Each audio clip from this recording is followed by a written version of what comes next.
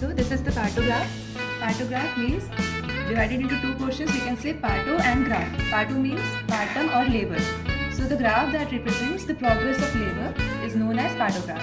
So the components of partograph are identification data of patient, fetal heart rate, amniotic fluid, molding, cervical dilatation in centimeters, descent of head, hours and timing, contractions per 10 minutes, oxytocin units per liter, drops per minute, drugs given and IV fluid, pulse and BP, temperature of patient and urine examination, protein, acetone and volume measurements.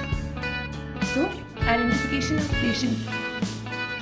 Patient name, age, sex, date and time of admission, UHID number, IPA number, date and time of assessment, consultant name, bed number, department, gravida of patient, para of patient, ruptured membrane, yes or no, hours, the timing of rupture of membrane.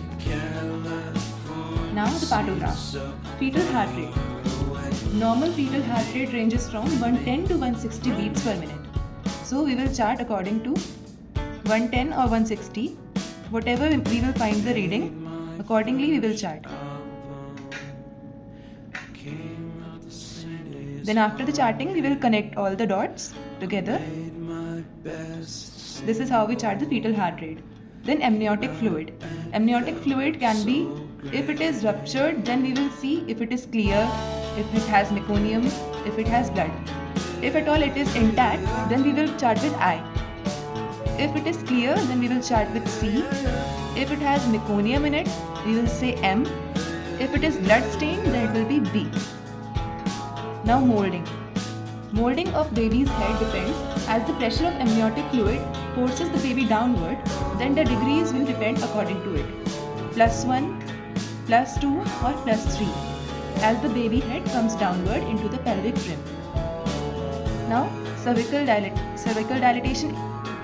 As the cervical dilatation happens and the baby further moves downward, it reaches the ischial spine, then we will look at the molding of the baby's head.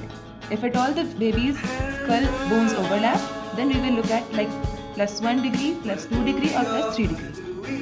Now descent of the head. Descent of the head we will chart like 5, 4, 3, 2, 1.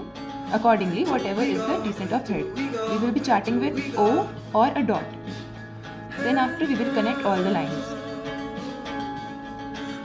Then cervical dilatation in centimeters will be plotted with X. We should note accordingly that alert line and action line have the difference of 4 hours. If the line of cervical dilatation goes above to the alert line, it means the progress of normal delivery is taking place. If at all it happens after the alert line, it means we have to be alert of the C-section to happen at any time. Or if it happens after the action line, we have to take immediate action or immediate intervention has to be taken for like mechanical induction or C-section. So we will chart with an X above to 4. In case of multipara or in case of nullipara, or we should take the charting from 4, it goes upward. Then hours. We will chart like 1 hour or whatever the timing doctor takes, or it is indicated from the doctor's note what hour we have to take. Then the timing like 8 a.m., 9 a.m. according to the hour duration we will note.